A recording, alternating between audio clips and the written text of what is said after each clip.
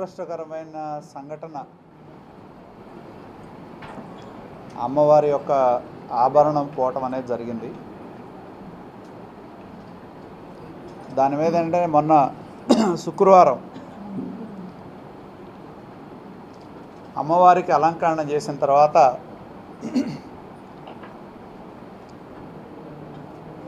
మంగళవారం కానీ అది పోయినట్టు గుర్తించడం జరిగింది.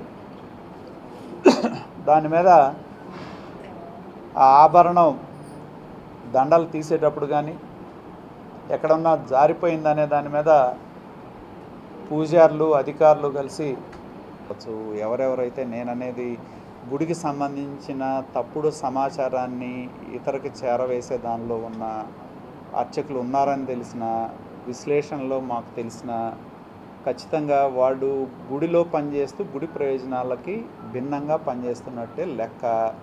కాబట్టి అటువంటి వాళ్ళని గుర్తించి అవసరం అయితే సిస్టంలో రూల్ ఆఫ్ లా ప్రకారమే తొలగించేది కూడా చేస్తాం. చేస్తున్నప్పుడు గుడి పవిత్రతని గోప్యతను కానీ కాపాడాల్సిన బాధ్యత వాళ్ళది. మా ఇష్టం మా ఇదని చేస్తూ కొంతమంది చేస్తున్నట్టు మాకు సమాచారం ఉంది. కాబట్టి అవన్నీ విశ్లేషణ చేసిన తర్వాత ఖచ్చితమైన చర్యలు మేము తీసుకుంటాం. యంత్రాంగం పూర్తి స్థాయిలో దీని మీద విచారణ జరుపుతూ ఉన్నారు కాబట్టి వాళ్ళ యొక్క విచారణ తేలే వరకు సంయమనం పాటించమని మాత్రమే ప్రజలను కోరుతా ఉన్నాం. తర్వాత ఆభరణం పోయింది అనేది నిర్ధారించుకున్న తర్వాత పోలీసు యంత్రాంగం విచారణ చేపట్టడం జరిగింది. అలాగే ఆ విచారణ పోలీసులు చేస్తూ ఉన్నారు. ఎందుకంటే ఇంటి దొంగను పట్టుకోవాలంటే ఈశ్వరుడైనా పట్టుకోలేడనే ఒక సామెత ఉంది. కాబట్టి పోలీసు యంత్రాంగం సంపూర్ణమైన సమాచారాన్ని సేకరిస్తూ ఉంది. గుళ్ళో పూజారులు ఎవరున్నారు, ఎవరెవరు డ్యూటీలు ఉన్నాయి, ఎవరెవరు ఎప్పుడు డ్యూటీలు మారారు, ఎప్పుడు గుర్తించారు, ఏ సమయం వరకు ఉంది, అలాగే గుళ్ళో ఉన్న సీసీ ఫుటేజ్ను కూడా తీసుకొని దాన్ని సాంకేతిక పరిజ్ఞానంతో విశ్లేషణ చేస్తూ ఉన్నారు. అలాగే గుడికి సంబంధం లేకుండా కొంతమంది వ్యక్తులు రెగ్యులర్గా వచ్చేవాళ్ళు ఉంటారు, రకరకాల చోట్ల కూర్చునే వాళ్ళు ఉంటారు. ఎవరున్నారు ఏంటి అని దాదాపు పూర్తి సమాచారాన్ని పోలీసు యంత్రాంగం విశ్లేషణ చేస్తూ ఉంది. అలాగే నేను తెలియజేసేది ఏంటంటే ఎప్పుడు జరగకూడని సంఘటన గుళ్ళో జరిగింది కాబట్టి ఖచ్చితంగా దానిలో బాధ్యులు ఎవరు, భాగస్వాములు ఎవరు అని పోలీసు యంత్రాంగం పూర్తి విశ్లేషణ జరిగిన తర్వాత ప్రజలకు కూడా తెలియజేయడం జరుగుతుంది. నేను కోరేది ఏంటంటే ఎవరు మాట్లాడినా ఒక సంఘటన జరిగినప్పుడు వాస్తవాలను తెలుసుకొనో వాస్తవపరమైన పరిస్థితుల్లో మాట్లాడే విధంగా ఉండాలి. ప్రతి అంశాన్ని రాజకీయం చేయాలనే దృక్పథం సరైనది కాదని చెప్పి నేను తెలియజేస్తూ ఉన్నాను. ఎందుకంటే నేను ఇక్కడ కూర్చొని చెప్పచ్చు, XYZ పేర్లు చెప్పి ఇదిగో వీళ్ళున్నారని నేను చెప్పచ్చు. కానీ పూర్తి విచారణ జరగకుండా ఎవరెవరు దానిలో ఆ సమయంలో ఉన్నారనేది నిర్ధారించకుండా, ఎలా పోయింది అనేది నిర్ధారించకుండా నేను మాట్లాడితే దానికి అర్థం లేదు. ఖచ్చితంగా పోలీసు యంత్రాంగం నేను విమర్శకులకు నేను ఒకటే తెలియజేసేది, ఈ ప్రభుత్వం వచ్చిన తర్వాత ఎక్కడ ఏ ఇన్సిడెంట్ జరిగినా కూడా పోలీసు యంత్రాంగం స్పందించి తక్షణమే చర్యలు తీసుకోవడం జరిగింది. అది నా ఇంట్లో పోయినా లేదా రైతుల మోటార్లు పోయినా 80 మోటార్లు ఎక్కడా ఎప్పుడూ లేని విధంగా పోలీసులు, పొన్నూరు రూరల్ పోలీసులు వాటిని ఛేదించి 80 మోటార్లు కూడా రైతులకి అందజేయటం జరిగింది.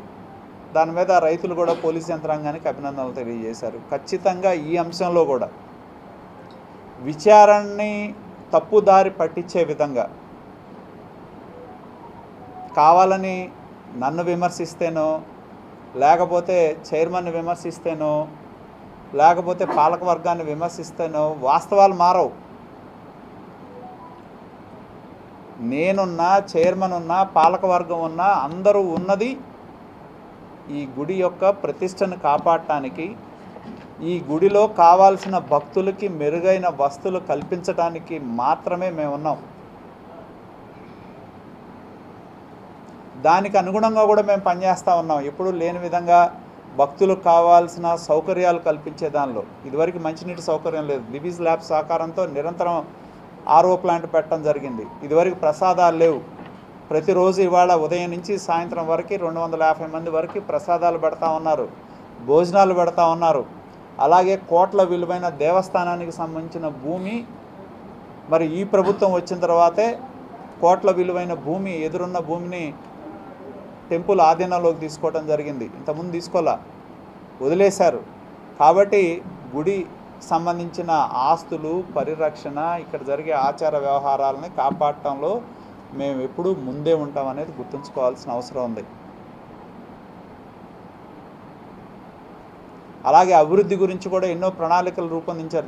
దాదాపు 3,40,00,000తో భక్తులకి కొత్త వసతి సముదాయం కల్పించడానికి ఎస్టిమేట్లు పంపించారు. 1,25,00,000తో గెస్ట్ హౌస్ నిర్మాణం కోసం పంపించడం జరిగింది. పాత భవనాలు ఏవైతే ఉన్నాయో వాటన్నిటిని కూడా పునర్నిర్మాణం చేస్తూ ఉన్నారు. కాకపోతే నేను చెప్పేది ఒకటే, ఇక్కడ కొంతమంది గత 5 సంవత్సరాల్లో ఇక్కడ పెత్తనం చేసిన వాళ్ళు నిరంతరం ఈ గుడి మీద ఏదో ఒక ప్రతిష్ట దిగజార్చాలనే కుట్ర అయితే ఒకటి జరుగుతుందనే భావన ఇక్కడున్న ప్రజలు కానీ పాలక మండలి సభ్యులు కానీ వ్యక్తం చేయటం జరిగింది. ఏదో రకంగా గుడి ప్రతిష్ట దిగజార్చాలని కుట్ర. కాబట్టి ఈ కుట్రలో భాగస్వాములు ఎవరు అనేది ఖచ్చితంగా పోలీసు యంత్రాంగం తేలుస్తుంది. దయచేసి నేను విమర్శించే నాయకులకు కూడా నేను చెప్పేది ఏంటంటే, పోలీసు యంత్రాంగం నిర్ధారణ చేసే వరకు సంయమనంతో ఉండండి. ఎందుకు ఉలిక్కి పడుతున్నారో నాకు అర్థం కావటల్లా, ఖచ్చితంగా వస్తుంది సమాచారం. ఏ పూజారి ఏ నాయకుడితో మాట్లాడాడు, ఏ పూజారి ఎవరెవరికి ఫోన్ చేశారు, ఏ పూజారి ఎవరితో కాంటాక్ట్లో ఉన్నాడు, ఇవన్నీ వస్తాయి. ఎందుకు తొందరపడుతున్నారు అంటే రేపు ఆ బురద వచ్చి మీకు అంటుకుంటుందనే ఆలోచన మీకు ఉండు కాబట్టి కోయిలు ముందే కూర్చున్నట్టు ముందే హడావుడి చేస్తున్నారు మీరు అని నేను అనుకోవాలి. మీరు చేసే చర్యలను బట్టి నేను అనుకుంటున్నా. కనీసం పోలీసు యంత్రాంగానికి ఆ కేసును ఛేదించడానికి సమయం ఇవ్వాలి కదా, విచారణ చేయాలి కదా. ఒకళ్ళు కాదు, ఇక్కడ కాదు, కొన్ని వేల మంది భక్తులు వచ్చే ప్రాంతం ఇది. ఏ పుట్టలో ఏ పాము ఉందో ఎవరికి తెలుసుద్ది? దొరికే వరకు కదా దొంగ అని తేలేది. ఆ దొంగ ఎవరో నిర్ధారించే వరకు కూడా ఓపిక లేదు.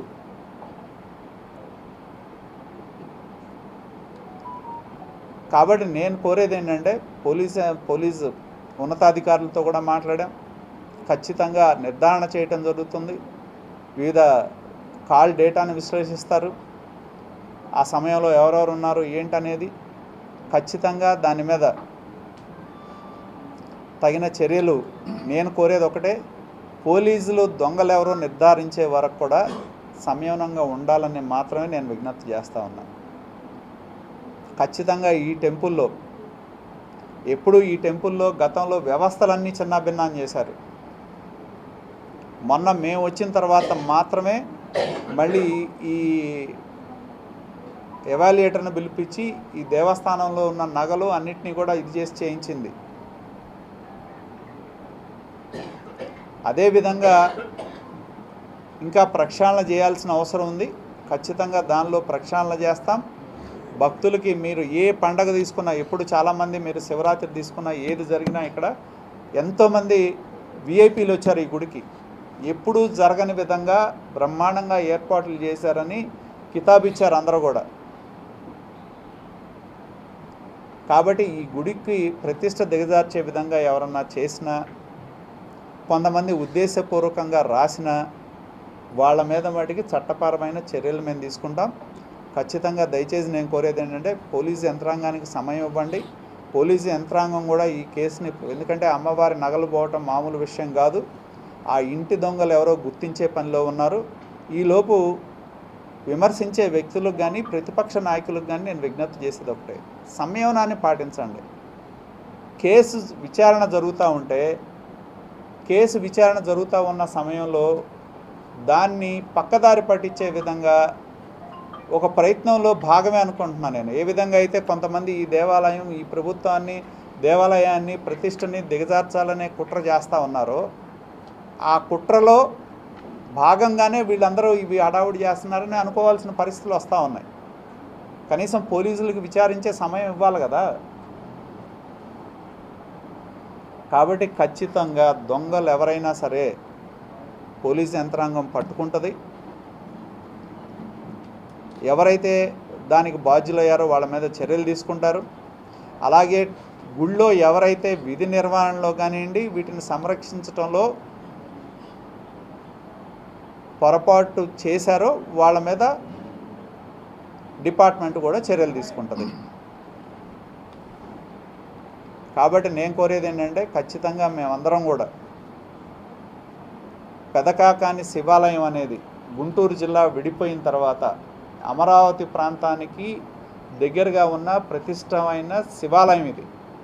ఖచ్చితంగా మేము ఈ ప్రతిష్టను కాపాడేదానిలో, ఈ గుడికున్న పరపతిని కాపాడేదానిలో ఇటువంటి సంఘటనలు జరగకుండా భవిష్యత్తులో కఠినమైన చర్యలు తీసుకుంటుంది ప్రభుత్వ యంత్రాంగం, అధికారులు కూడా అని చెప్పి తెలియజేస్తా ఉన్నాం.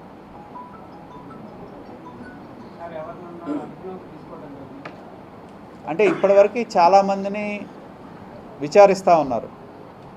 ఎందుకంటే దాదాపు నేను అనుకోవడం 30 నుంచి 50 మంది దాకా పూజారులు ఉంటారు, వాళ్ళ వంతులు ఉంటాయి. వాళ్ళు ఎవరెవరు ఉన్నారు, అధికారికమైన పూజారులు ఎవరు, అనధికారమైన పూజారులు ఎవరు అనేది కూడా విశ్లేషణ చేస్తూ ఉన్నారు. సీసీ కెమెరాల ఫుటేజ్ కూడా చూస్తున్నారు, ఎవరు లోనకి వెళ్ళారు, ఎవరు బయటకు వచ్చారు అనే దాని మీద. కాబట్టి అవన్నీ కూడా విశ్లేషణ చేస్తూ ఉన్నారు. ఆ టైంలో కాల్ డేటాలు కూడా విశ్లేషణ చేస్తూ ఉన్నారు, ఎవరి దగ్గర నుంచి ఎవరికి ఫోన్లు అయినాయి, ఎవరెవరు ఇది చేశారు ఏంటి. కాబట్టి ఇవన్నీ కాల్ డేటా విశ్లేషణ ఇవన్నీ అంటే కొంత సమయం పడుతుంది. నేను అనేది ఆ సమయానికి కూడా ఓపిక లేకపోతే ఎట్లా. కాబట్టి కొంత సమయం ఇవ్వాలనేది నేను కోరుతా ఉన్నాను. ఇదేదో కేసుని మాఫీ చేయడానికో లేదా కేసుని ఇది చేస్తామనో చేయాల్సిన అవసరం మాకు లేదు. ఆ కర్మ మాకు పట్టలేదు. ఎక్కడ తప్పు జరిగినా దాని మీద కఠినమైన చర్యలు తీసుకుంటాం.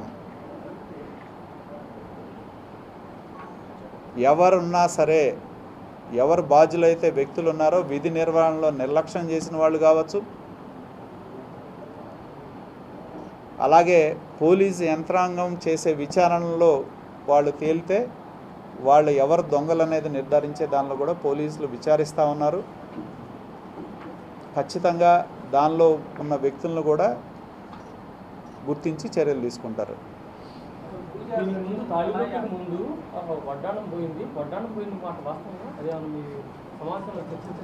అంటే నేను ఇదే చెప్తుంది. ఇప్పుడు గత గవర్నమెంట్లో 2020లోనో 2021లోనో ఎప్పుడో ఈ వస్తువులు ఎవాల్యుయేషన్ చేశారు. మళ్ళీ మేము వచ్చిన తర్వాత చేస్తే అప్పుడు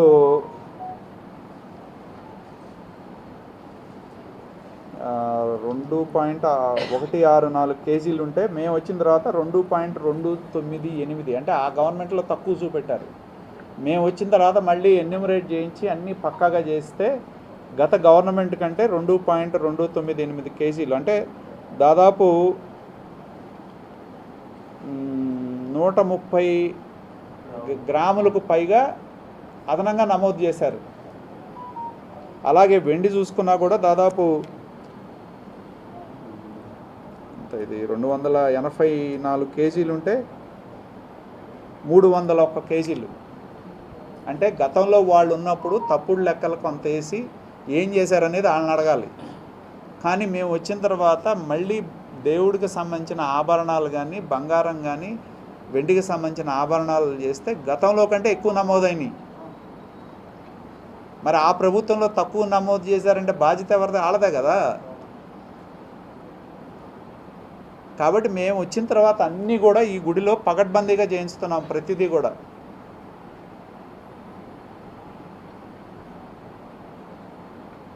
కాబట్టి పూజారులు దాదాపు 30 మంది 40 మంది ఉంటారు. ప్రతి ఇది ఎవరు నిందితులు తెలియ వరకు ప్రతి వాళ్ళని అనుమానించాల్సిందే, ప్రతి వాళ్ళని విచారణ చేయాల్సిందే. అదే కాకుండా గుళ్ళోకి వచ్చేళ్ళే వాళ్ళు ఉంటారు కొంతమంది, వాళ్ళ సంబంధం లేకపోయినా వస్తారు, కూర్చుంటారు. ఎవరెవరు వచ్చారు ఎవరెవరు వెళ్ళారు అనేది విశ్లేషణ చేస్తున్నారు. చేసి ఖచ్చితంగా దాని మీద అయితే చర్యలు ఉంటాయి. ఖచ్చితంగా అన్నీ కూడా పూజారులు కానీ, పూజారులకు సంబంధించిన కొన్ని అంశాలు, సంస్థాగతంగా చేయాల్సిన ప్రక్షాళనలు కానీ ఇవన్నీ కూడా చేస్తాం. కొంతమంది కనుక ఉద్దేశపూర్వకంగా, నేను చెప్పేది కొంతమంది పూజారులు ఉద్దేశపూర్వకంగా కొంతమంది వ్యక్తులతో కొల్యూడ్ అయ్యారని తెలిస్తే ఖచ్చితంగా వాళ్ళని ఉద్యోగం నుంచి కూడా తీసేస్తాం. ఈ యొక్క టెంపుల్ ప్రతిష్ట దిగజార్చాలని చెప్పి కొంతమంది వాళ్ళ పరమైన స్వార్థపూరితమైన ఆలోచనలతో కొంతమంది పూజారులు ఎవరన్నా అనవసరమైన సమాచారాన్నో అనవసరమైన దాన్నో ఇది చేసినా కూడా ఖచ్చితంగా వాళ్ళ మీద కూడా కఠినమైన చర్యలు ఉంటాయి. ప్రాథమికంగా కొంత విచారణ చేసేసింది సార్, ఉద్దేశపూర్వకంగా తీసారనుకుంటున్నారా లేదా మిస్టేక్ ఏమైనా పోయిందనుకుంటున్నారా? మేము మాకున్న అవగాహన ఏంటంటే దీనిలో ఒక కుట్ర కోణం ఉందని చెప్పి మేము భావిస్తూ ఉన్నాం. ఎందుకంటే గతంలో నేను ఇదే గుళ్ళో చికెన్ మటన్ వండినప్పుడు ధర్నా చేశాను.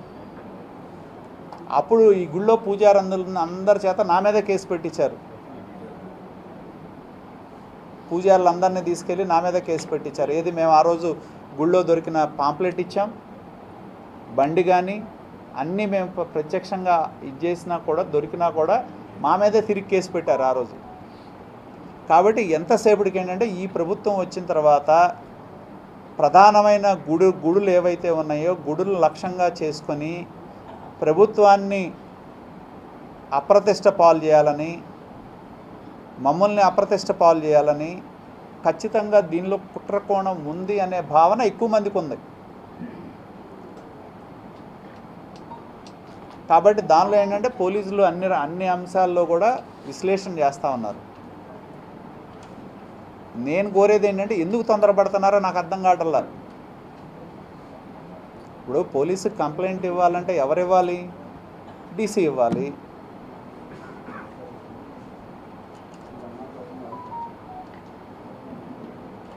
వీళ్ళు వెళ్ళటమో కంప్లైంట్ ఇవ్వటమో అడావుడి చేయటమో లేకపోతే ముందే అసలు కోయిలు నేను ఎక్కడో చదివా ఏదో నగ చేయించుతున్నారు అది పెడుతున్నారు మాకు తెలిసి సమాచారం. ఎవరిస్తున్నారు వాళ్ళకి సమాచారం అని నేను అడుగుతున్నా. ఎవరిస్తున్నారు వాళ్ళకి సమాచారం? ఇదంతా నాకు జనం చెప్పేది ఏంటంటే పోయిన ప్రభుత్వంలోనే కొన్ని వస్తువులు అలా పోయినాయి అని చెప్తున్నారు. అది జనం చెప్పే మాట. నేను ఇక్కడ కూర్చొని మీరు నిర్ధారిస్తారంటే నేను చెప్పలేను కదా.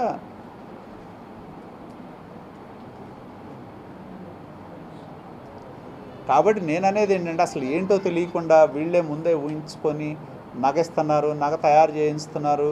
నగ ఎక్కడ తయారవుతుందో మాకు సమాచారం ఉంటే చెప్పు. నువ్వు నీకు చెప్పినాడు ఎవడో కూడా చెప్పు, సంతోషిస్తాం. ఇప్పుడు నగే తయారు చేయించి పెడితే పోలీస్ కేసు ఎందుకు అంటున్నా? నగే తయారు చేయించి పెడితే పోలీస్ కేసు ఎందుకు? ఇవన్నీ కూడా మేము అనేది ఒక కుట్ర కోణంలో భాగమే.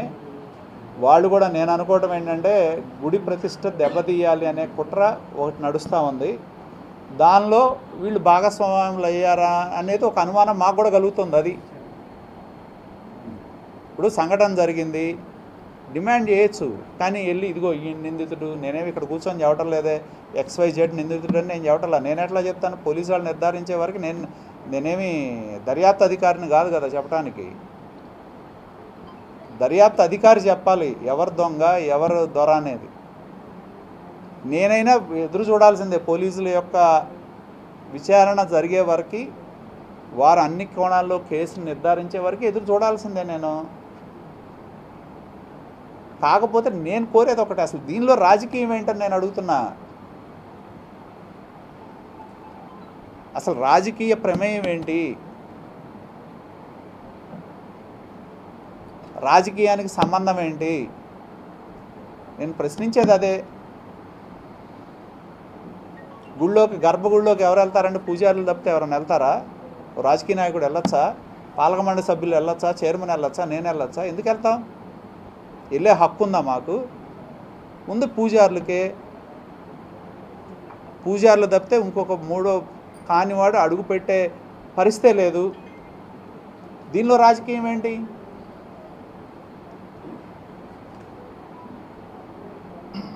ఖచ్చితంగా పోలీసు యంత్రాంగం నా ఇల్లైనా ఒకటే, నీ ఇల్లైనా ఒకటే. ఏదో నా ఇంట్లో నా ఇంట్లో పట్టుకున్నప్పుడు మోటార్లో పట్టుకోలేదా? అలానే దీన్ని కూడా పట్టుకుంటారు. కాస్త మీకు ఉండాల్సింది ఓపిక, సహనం ఉండాలి. ఆ ఓపిక సహనం లేదు, ప్రతిదాన్ని రాజకీయం చేద్దాం అనుకుంటున్నారు.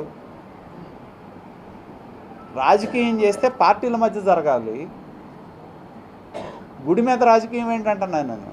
గుడిలో రాజకీయం ఏంటి, గుడి మీద రాజకీయం ఏంటి? రాజకీయ పార్టీగా తేల్చుకుందాం. ఇంకా 3 ఏళ్ల తర్వాత ఎన్నికలు వస్తాయి, రాజకీయ పార్టీగా తేల్చుకుందాం మనం. అప్పుడు తొందర ఏం లేదు. 5 సంవత్సరాలు మమ్మల్ని పాలించమని ఇచ్చారు ప్రజలు. ఖచ్చితంగా మేము మెరుగైన పరిపాలన, సమర్థవంతమైన పాలన, వ్యవస్థను ప్రక్షాళన చేయడమే మా లక్ష్యం. దానిలో భాగంగా జరిగిన సంఘటనలు దృష్టిలో పెట్టుకొని ఈ గుడిని కూడా ప్రక్షాళన చేస్తాం.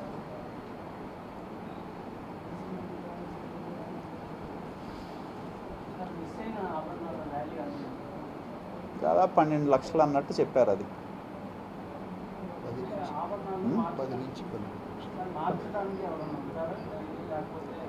అంటే ఇక్కడ నలుగురు వంతులు ఉంటాయి.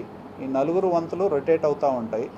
ఈ రొటేట్ అయిన వరకు నాకున్న సమాచారం ప్రకారం, ఇందాక నేను అధికారులను అడిగినప్పుడు శుక్రవారం వరకు ఒక వంతు, శుక్రవారం తర్వాత ఒక వంతు మొదలవుద్ది. ఆ మొదలైన దానిలో నేను అదే మీరు అడిగిన ప్రశ్న అధికారులను అడిగా. శుక్రవారం వంతు మారినప్పుడు ఈ వంతు వాళ్ళు ఇదిగో ఈ ఉన్నాయని అప్పచెప్పడం అనేది ఉందా అంటే, గత ప్రభుత్వంలోనే అసలు ఆ వ్యవస్థను ఎత్తేసారని, ఏదో నమ్మకం మీద నడుస్తుందని ఆలయానికి సంబంధించిన పూజారులే చెప్పారు. డీసీ గారు కూడా మొన్న చూసినప్పుడు మీరు ఒక పుస్తకం పెట్టి రాసుకోమని ఆయన ఆదేశాలు ఇచ్చానని చెప్పారు. కానీ అది అమలు జరగల.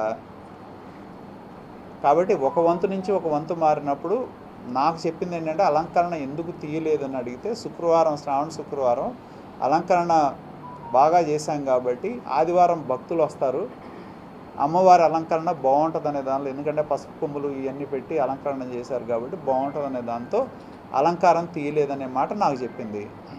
మంగళవారమో ఎప్పుడో అలంకరణ తీసినప్పుడు కనపడలేదనేది సమాచారం.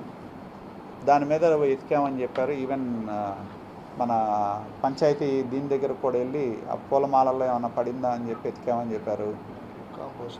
కంపోస్ట్ యార్డ్కి వెళ్ళి ఎతికామని చెప్పారు. అన్ని చోట్ల ఎతికామని చెప్పారు. కనపడలేదు. దాని మీద తర్వాత పోలీసులు ఎంక్వైరీ చేస్తున్నారు. కాబట్టి నేను ఒక్కటి ఖచ్చితంగా చెప్తా ఉన్నా, మేము ఉన్నంత వరకు గుడికి సంబంధించిన అంశాల్లో ఎట్టి పరిస్థితుల్లో రాజీ పడం. ఇది ఒక దురదృష్టమైన సంఘటన. దయచేసి నేను కోరేది ఏంటంటే, రాజకీయాలు కావాలంటే పార్టీల మధ్య తేల్చుకుందాం, మాకేం అభ్యంతరం లేదు. కానీ గుడిని రాజకీయ వివాదంలోకి లాగద్దని చెప్పి నేను విజ్ఞప్తి చేస్తా ఉన్నా. ఎందుకంటే ఇవన్నీ సున్నితమైన సంఘటనలు. దీనిలో తీసుకొచ్చి దుల్లిపాల నరేంద్ర బాధ్యుడు అంటే, దుల్లిపాల నరేంద్ర బాధ్యుడు అనడానికి సంబంధం ఏముంటుంది? పూజారులు వెళ్ళేది. ఎస్, ప్రభుత్వం మాది, పరిపాలన మాది, దాన్ని సరిచేసే చర్యలు మేము తీసుకుంటాం. ఇందాక నేను చెప్పినట్టు మీరున్నప్పుడు తక్కువ చూపెట్టారు, మేము ఉన్నప్పుడు చక్కగా అన్నీ లెక్కేసి ఎక్కువ బంగారం దొరికింది, లెక్కలోకి తీసుకొచ్చాం.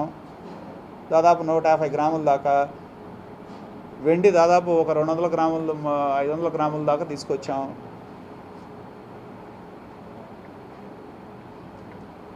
గుడి ఆదాయం పెంచడానికి చూస్తున్నాం, భక్తులు సౌకర్యాలు కల్పించడానికి చూస్తున్నాం. శివరాత్రి వచ్చినా ఇంకోటి వచ్చినా బ్రహ్మాండంగా, ఎవరికి అసౌకర్యం లేకుండా బ్రహ్మాండంగా కార్యక్రమాలు చేస్తున్నాం.